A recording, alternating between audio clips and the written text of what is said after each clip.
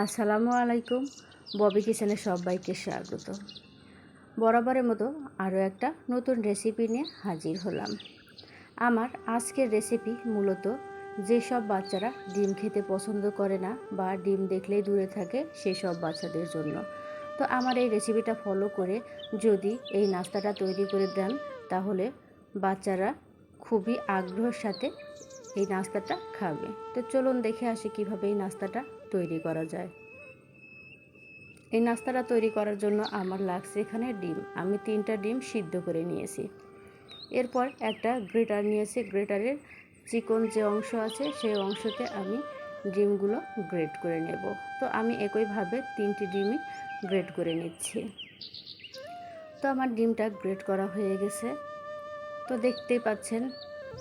তো এরপরে আমি এখানে 2টা পেঁয়াজ কিউব করে কেটে দিয়েছি। তো এরপর আমি দিয়ে দিচ্ছি 2টা কাঁচামরিচ কুচি, আর দিয়ে দিচ্ছি আমি এখানে ধনিয়া পাতা কুচি, দিয়ে দিচ্ছি আমি স্বাদ মতো লবণ,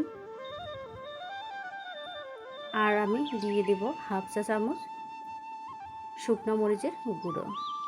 ঝালটা অবশ্যই যে যার টেস্ট অনুযায়ী দিবেন। আর দিয়ে দিচ্ছি চটপটি মশলা। চটপটি মশলা দিলে কিন্তু এই নাস্তাটা খেতে খুবই ভালো লাগে।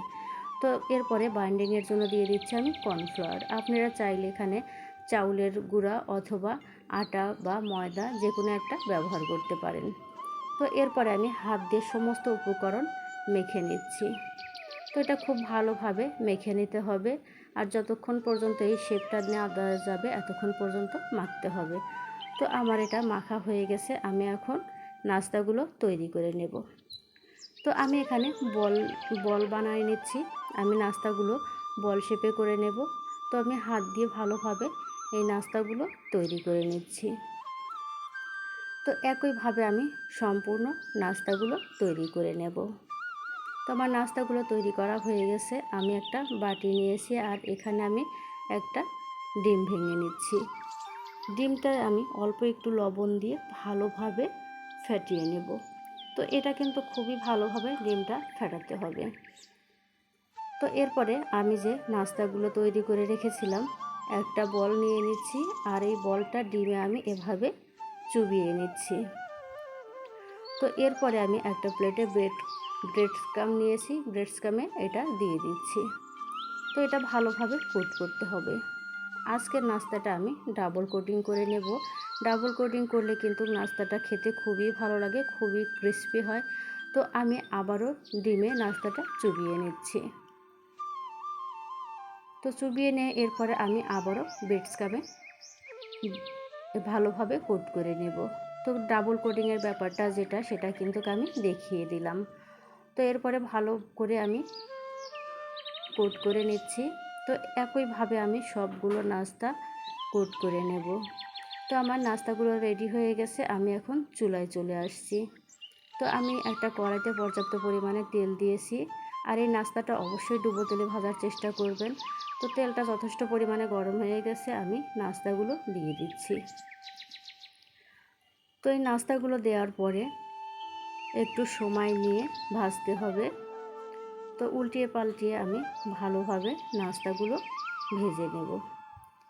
আর এই সময় চুলার আঁচটা কমিয়ে যদি নাস্তাটা ভাজা যায় তাহলে নাস্তাটা কিন্তু খুবই ক্রিস্পি হয়, খেতে খুবই ভালো লাগে। তো প্রথমে একটু চুলার জালটা বাড়িয়ে দিতে হবে, এরপরে চুলার জালটা কমিয়ে নাস্তাটা ভেজে নিতে হবে। তো আমার নাস্তাটা ভাজা হয়ে গেছে, আর এটার কালারটা কতটা সুন্দর হয়েছে দেখেই বুঝতে পারছেন। তো একইভাবে আমি সবগুলো নাস্তা ভেজে নেব। আর এটা যেহেতু বাচ্চাদের জন্য আমি তৈরি করেছি, এটা আরও আকর্ষণীয় করার জন্য আমি এখানে আইসক্রিমের কাঠি নিয়েছি। আর নাস্তাগুলোতে আমি এভাবে কাঠিগুলো গেঁথে দিচ্ছি। এই কাঠিগুলো গেঁথে দেওয়ার কারণে কিন্তু বাচ্চারা খেতে খুবই পছন্দ করবে। তো এভাবে আমি প্রত্যেকটা নাস্তায় কাঠিগুলো গেঁথে দিচ্ছি। তো আমার নাস্তাগুলো কাঠিতে গেঁথে দেওয়া হয়ে গেছে। এরপরে আমি এটা সস দিয়ে পরিবেশন করব। তো আমার এই রেসিপিটা যদি আপনাদের ভালো লেগে থাকে তাহলে অবশ্যই লাইক, কমেন্ট, শেয়ার করবেন। আর এই ভিডিওটা যদি আমার ফেসবুক পেজ থেকে দেখেন, ফেসবুক পেজটাতে ফলো দিয়ে রাখবেন। আর যদি ইউটিউব চ্যানেল থেকে দেখেন, ইউটিউব চ্যানেলটাকে সাবস্ক্রাইব করে রাখবেন পরবর্তী ভিডিওগুলো দেখার জন্য। আল্লাহ হাফেজ।